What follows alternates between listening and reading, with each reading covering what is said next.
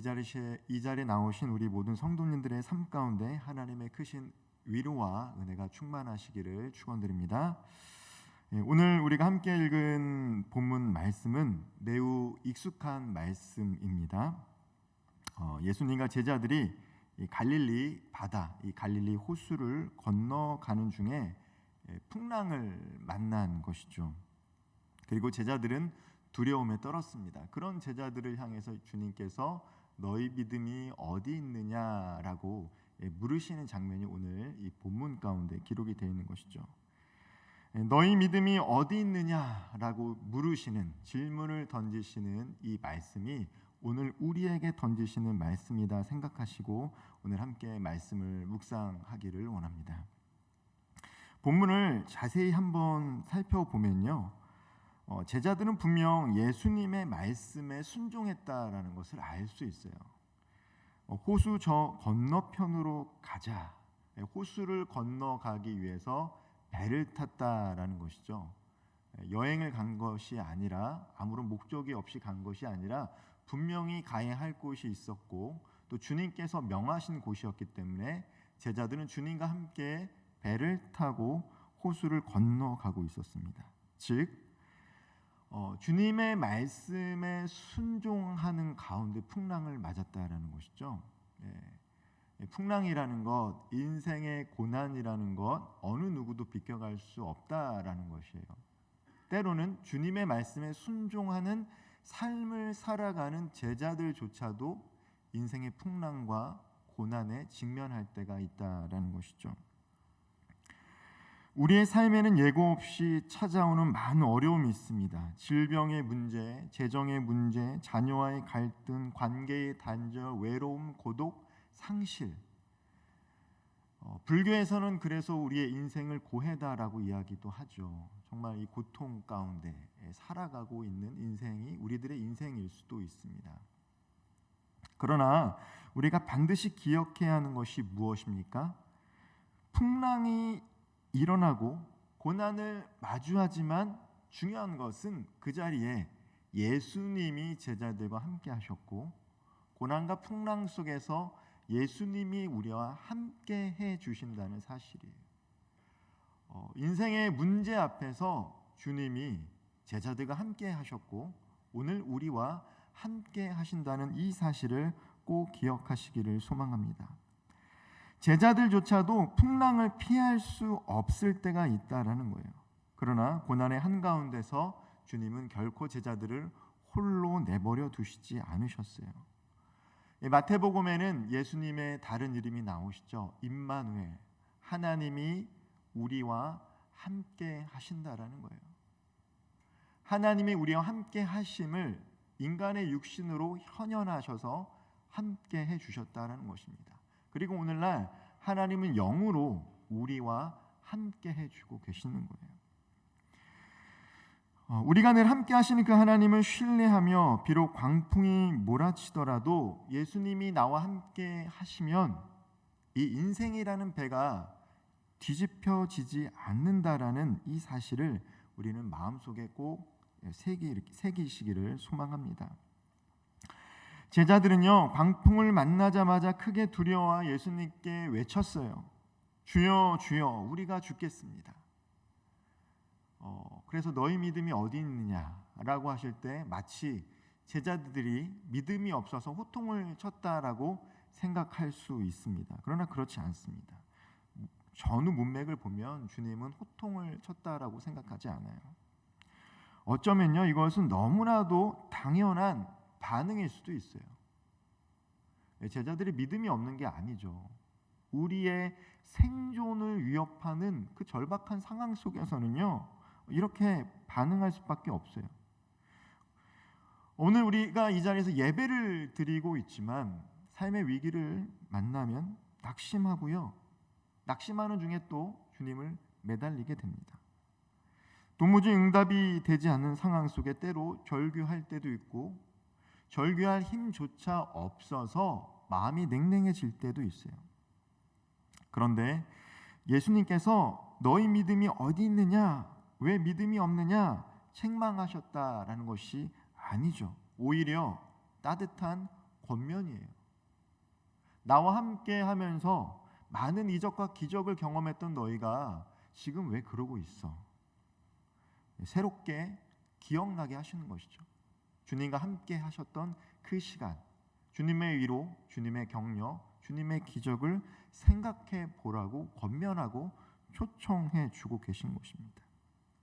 혹시 지금 내 삶에, 우리 가족의 앞에 불어닥친 문제 앞에서 오늘 예배 가운데 나는 하나님이 전능하십니다라고 머리로는 동의하고 고백하고 있지만, 그러나 현실의 벽 앞에서 무너지고 계신다라면, 그리고 그 하나님을 잊어버리고 계신다라면, 어쩌면 오늘 주님께서 동일하게 저희들에게 말씀해주고 계실 거예요. 너희 믿음이 어디 있느냐? 이것은 후통이 아니에요. 이전에 나와 함께했던 그 경험이 있는 너희는 지금 어디 있느냐라는 것이죠. 내가 여전히 그때도 있고 지금도 있고 앞으로도 너희들과 함께 할 것이다라는 거예요. 책망이라고 하기보다는 내가 너희에게 준 그 경험과 믿음을 다시 붙들라라고 하는 강력한 초대이자 권면의 말씀이기도 합니다. 오늘 본문 말씀은 아니지만 히브리서 11장 1절에서 히브리서 기자는 믿음을 이렇게 고백하고 있습니다. 믿음은 바라는 것들의 실상이요 보이지 않는 것들의 증거니. 우리가 눈으로 하나님을 보지 못해요. 그리고 하나님께서 약속하신 것을 때로 손에 붙잡지 못합니다. 그러나 하나님이 보이지 않고 하나님께서 약속하신 것이 내 손에 붙잡혀지지 않더라도 하나님께서 살아계시고 하나님께서 약속하신 것을 이루실 것이다 라고 고백하는 것이 믿음입니다. 믿음은 관념적이고 추상적인 것이 아니라 우리들의 삶 가운데 실제하는 거예요. 우리는 분명 기도하는 방법을 알고 있습니다. 어떻게 기도해야 되는지 알고 있고 기도를 해야 되는 당위성도 알고 있습니다. 그러나 문제 앞에 직면할 때 때로는 기도하기가 어려울 때가 있어요. 불안과 염려로 근심하는 것이 아니라 기도해야 한다라는 사실 알고 있지만 그렇지 못할 때가 있습니다. 하나님의 능력을 알고 하나님은 전능하신 분이시다라는 것을 우리의 입술로 고백하고 믿음으로 기도하지만 막상 위기가 오면 세상적인 방법으로 해결하려고 할 때가 있어요. 물질을 통해서 혹은 다른 사람을 통해서 하나님이 아닌 다른 것을 더 의존해서 그 문제를 해결하려고 할 때가 저에게도 있고 또 우리 성도님들에게도 있습니다. 하나님이 전능하시고 하나님께서 기도하면 때가 되면 응답하신다라는 이 사실을 알고 있지만 그러나 그렇지 못할 때가 있다라는 것이죠. 그런데 오늘 예수님께서는요, 그 풍랑 속에서도 평안하셨다라는 거예요. 풍랑 속에서도 평안하셨다. 육체적으로 너무나도 피곤하셨기 때문에 곤히 잠들어서 그 풍랑의 미동을 못 느끼실 수도 있었겠지만 그 가운데서도 주님은 평안하셨다는 거예요. 예수님만 그렇지 않죠. 지금 베드로는 매우 두려워했어요. 그러나 후에 베드로는 주님이 죽으시고 성령을 받았을 때 나중에 전도하다가 옥에 갇히게 됩니다. 헤롯이 베드로마저도 죽이려고 할 때 베드로는 수인이 되어서 손에 수갑을 채우고 결박된 상황 속에서도 천사가 배를 걷어차서 겨우 깨울 만큼 평안하게 잠들었다는 거예요. 평안했다는 것이죠. 예수님은 성부 하나님을 신뢰했고 베드로는 그 예수님 그리고 성령으로 함께 하시는 그분이 나와 함께 하신다라는 것을 알았기 때문에 설령 내가 죽을지라도 그 죽음 이후에 영원한 삶이 있다라는 그 확신이 있었기 때문에 그리고 하나님의 계획하심이 있었기 때문에 모든 것을 맡기고 편히 잠들 수 있었다라는 것입니다. 바람이 거세게 불고 물결이 넘실대어도 예수님은 그 상황보다 크신 하나님을 신뢰했습니다.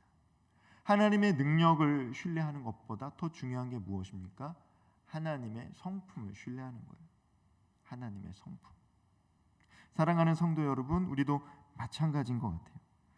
눈앞의 풍랑보다 더 크신 하나님을 바라볼 때 두려움보다는 소망이, 절망보다는 믿음이 우리 마음을 가득 채우기를 원합니다.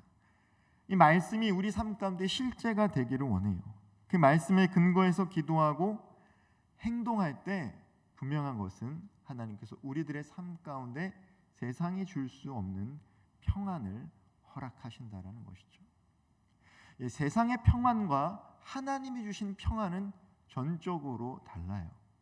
하나님이 주시는 이 샬롬이라는 것, 물론 그 샬롬의 뜻에는 온전한 평안이죠.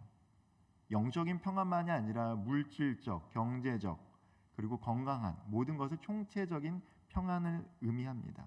그러나 오늘 예수님께서 말씀하시는 평안, 그것은 때로는 우리 삶 가운데 문제가 있고 그로 말미암아 관계 속에서 불안할 때가 있고 재정적인 어려움을 겪을 때가 있고 우리의 육신의 연약함으로 힘들 때가 있지만 그럼에도 불구하고 주님이 나와 함께 하시기 때문에 세상에서 줄 수 있는 것이 아닌 주님이 주시는 것으로 만족하고 염려하지 않는 영적인 상태를 의미합니다.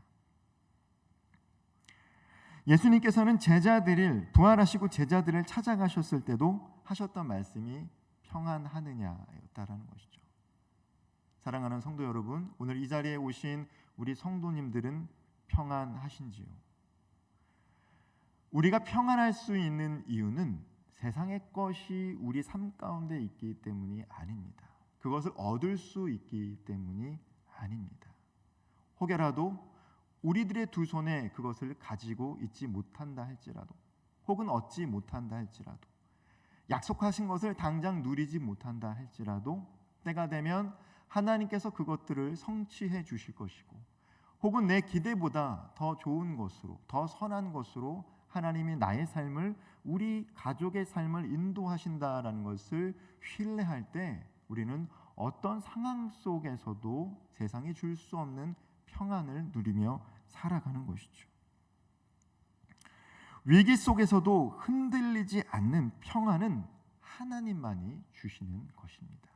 그리고 그 평안은 우리가 하나님을 온전히 신뢰할 때 누릴 수 있는 복이기도 합니다.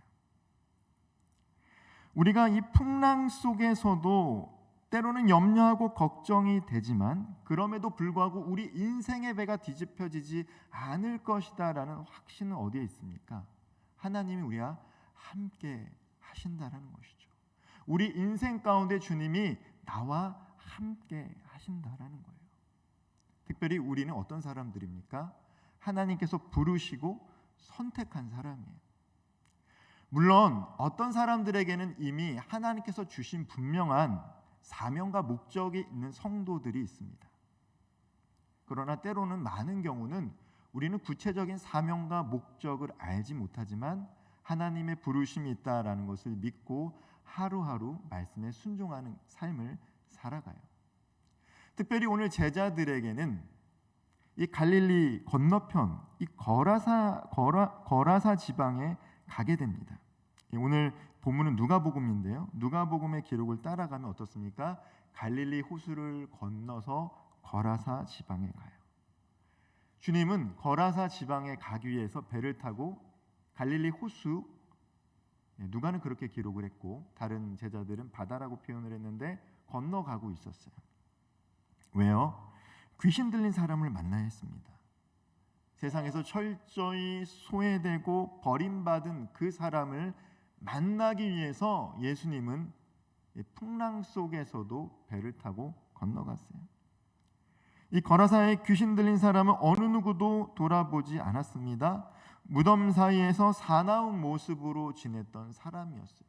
주님은 이 거라사에 귀신 들린 사람을 만나기 위해서 제자들과 함께 갈릴리 호수를 건너갔습니다. 즉 주님께서는 만나야 할 사람이 있고 해야 할 일이 있으셨다라는 것이죠. 그리고 주님만이 아니라 주님과 함께 했던 제자들에게도 만나야 할 사람이 있고 해야 할 일이 있습니다. 그것을 우리는 흔히 사명이다, 또 세상에 있는 사람들은 목적이다 라고 이야기하는 것이죠. 주님은 영혼을 회복시키시고 그 지역에 하나님의 나라가 임하게 하시려는 사명이 있으셨어요. 우리 주님을 보면요, 사람을 기쁘시게 하는데 초점을 두지 않으셨습니다. 복음서를 이렇게 읽다 보면 많은 사람들 앞에 말씀을 전하시고 과마력이 있으셨죠. 사람들이 주님을 따랐습니다. 많은 이적과 기적을 베풀었습니다. 그럼에도 불구하고 주님은 사람들에게 자기를 맡기지 않으셨어요. 사람을 기쁘게 하지 않고 하나님의 뜻을 따라갔습니다. 제자들도 마찬가지입니다. 제자들은요, 사람을 기쁘게 하는 사람들이 아니에요. 하나님의 뜻을 위해 있는 사람들입니다. 오늘 이 말씀을 읽고 있고 전하고 있는 저와 우리 성도님들도 마찬가지입니다. 우리는 할 수 있거든 모든 사람들과 화평하게 지내야 되지만 우리는 사람을 기쁘게 하는 사람들이 아닙니다. 하나님의 뜻에 순종하며 하나님의 뜻을 이 땅 가운데 이뤄가는 사람이다라는 것이죠. 그게 정체성이에요. 나는 하나님의 자녀다라는 정체성, 하나님께서 부름 받으셨다라는 이 정체성, 그리고 그 일과 목적이 있기 때문에 우리는 인생의 풍랑 앞에서도 때로는 우리의 실존이 걱정과 근심 속에 쌓일 수 있지만 거기에 멈추는 것이 아니라 가야 할 그 길이 있기 때문에 계속해서 걸어갈 수 있는 것입니다. 하나님은 우리를 세상 한가운데 그냥 창조하시고 버려두신 것이 아니에요. 세상에 믿지 않는 무신론자들, 그래서 그들은 우리가 이 버려진 존재, 피투되어진 존재, 아무 목적 없이 태어난 존재라고 이야기를 합니다. 그러나 그렇지 않습니다. 때로 우리가 고난과 고통, 흔히 이 고해라고 하는 인생을 살아가지만 거기에는 분명한 뜻이 있고 이유가 있다는 것이죠. 물론 극심한 고통과 어려움 속에서 왜 이러한 고난과 고통을 나와 내 가정과 또 우리와 함께하는 사람들에게 임했는가, 그런 고민이, 그런 생각이 들을 때가 있지만 분명한 것은 하나님은 우리에게 거기에 머무르는 것이 아니라 앞으로 더 가야 할 길과 만나야 될 사람들이 있다라는 이 목적과 사명을 우리들에게 주셨다라는 것입니다. 너희는 세상에 비추어 소금이다라고 말씀하시면서 하나님은 우리가 어떠한 일을 통해서 영광받는 분이 아니세요. 우리는 무엇인가 하나님을 위해 일을 해서 하나님께 영광 돌린다라고 생각하기가 쉽지만 주님은 이미 우리가 세상의 빛과 소금이다라고 이야기했습니다. 무엇을 해야만 빛이고 소금이 아니에요. 오늘 이 자리에서 말씀을 전하는 저와 우리 모든 성도님들은 바로 소금과 빛입니다. 우리의 삶 자체가 하나님께 영광을 돌리는 자들이라는 거예요. 어떤 일을 해서 하나님의 영광 받기보다는 우리가 삶을 살아가며 마주하는 그 모든 순간순간 하나님을 의지하며 살아갈 때 하나님은 그 모습을 통해서 스스로 영광 받으시는 분이신 줄 믿으시기를 바랍니다. 우리 가정 안에서, 교회 안에서, 이웃과 관계 속에서, 직장과 사회 일터 속에서 하나님이 보여주고자 하는 생명과 빛과 진리의 능력을 감당하도록 하나님이 우리를 부르셨어요. 그렇기 때문에 그 길을 걸어가는 동안 광풍을 만난다고 해서 결코 두려워할 필요가 없습니다. 풍랑은 잠시 우리를 흔들리게 할 수 있을 거예요. 우리의 배를 완전히 전복시킬 수도 있습니다. 그러나 그 가운데 하나님이 우리와 함께 하신다는 거죠. 주님이 이끄시는 길이라면 어떠한 어려움이 닥친다 할지라도 결국에는 우리 인생은 승리라는 거예요. 세상의 눈으로 평가하는 것이 아니라 하나님과 함께하는 삶이 결국 승리하는 삶인 줄 믿으시기를 바랍니다. 예수님께서는 제자들에게 너희 믿음이 어디 있느냐라고 말씀하셨어요. 너희 믿음이 어디 있느냐.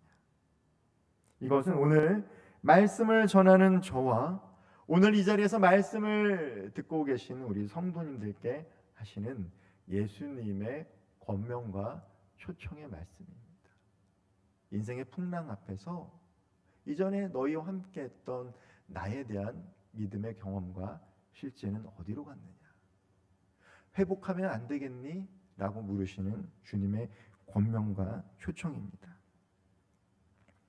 하나님을 신뢰한다라고 하지만, 기도하지만, 그러나 실제 선택과 결정의 순간에는 늘 염려와 불안이 앞서고 있지 않습니까?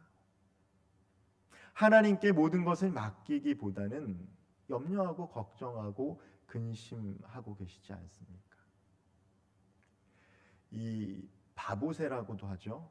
이 알바트로스 새는 날개를 피면 3m가 넘는다라고 해요. 그래서 쉽게 잘 움직이지도 못해서 사람들에게 잘 붙잡힙니다. 그래서 멸종 위기에 있는 새가 알바트로스예요.